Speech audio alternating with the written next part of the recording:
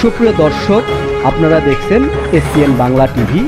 দেখুন ও সাবস্ক্রাইব করুন SPN Bangla TV, দেশ ও মানুষের কথা বলে। কত বড় দেশাত্মবোধ থাকলে এমনই কবিতা লিখতে পারে। সুতরাং ইকবাল এবং নজরুলের মধ্যে এখানে বিষয়বস্তু হচ্ছে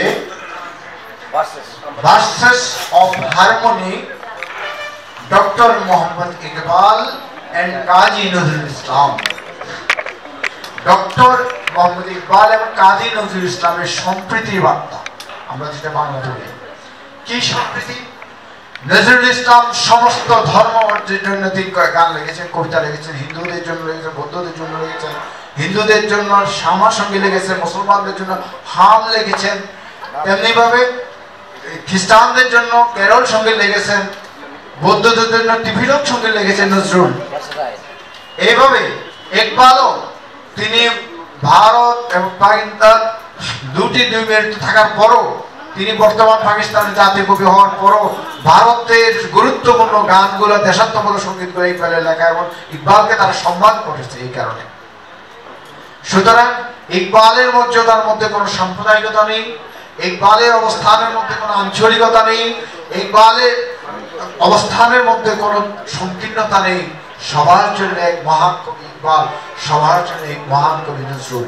পৃথিবীর 1000 কবি নিয়ে আমি স্টাডি করা আমার সৌভাগ্য হয়েছে, বাট পৃথিবীর সব কবিরা নিজের ধর্ম দিয়ে যাত্রা শুরু করেছে। আপনি দেখেন শেক্সপিয়ার খ্রিস্টানদের কেরল সঙ্গীত দিয়ে যাত্রা শুরু করেছেন। আপনি দেখেন এভাবে কেরল সঙ্গীত নিয়ে শেক্সপিয়ার কেরল সঙ্গীত নিয়ে, কনফুসিয়াস শুরু করেছেন কনফুসিয়াস সঙ্গীত নিয়ে। এভাবে আমাদের রবীন্দ্রনাথ যাত্রা শুরু হিন্দু সবার বন্দনা দিয়ে। কিন্তু নজরুল একমাত্র কবি যিনি সকল ধর্ম, সকল বর্ণ, সকল জাতির জন্য লিখেছেন।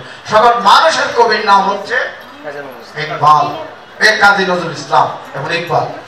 ইকবালের সমস্ত মানুষের জন্য নজরুল ইকবাল সমভাবে মানুষের জন্য মানবতা বার্তা দিয়ে গেছেন পৃথিবীবাসীর কাছে। এই কারণে আমরা আজকে মহান আয়োজনে আমি যারা অংশগ্রহণ করছেন সবাইকে অসংখ্য মোবারকবাদ, ধন্যবাদ জানাচ্ছি এই আয়োজনকে সমৃদ্ধ করার জন্য। আমাদের আয়োজনের শেষে আমরা একসাথে মিলিত হয়ে একটু খাবার দাবার করবো, বাফেটে ডিনার করবো। সবাই একটু অবস্থা করবো। আমরা কিছু গুণী মানুষদেরকে, কিছু বিশিষ্ট জনদেরকে আমরা ইকবাল অ্যাওয়ার্ড দেব।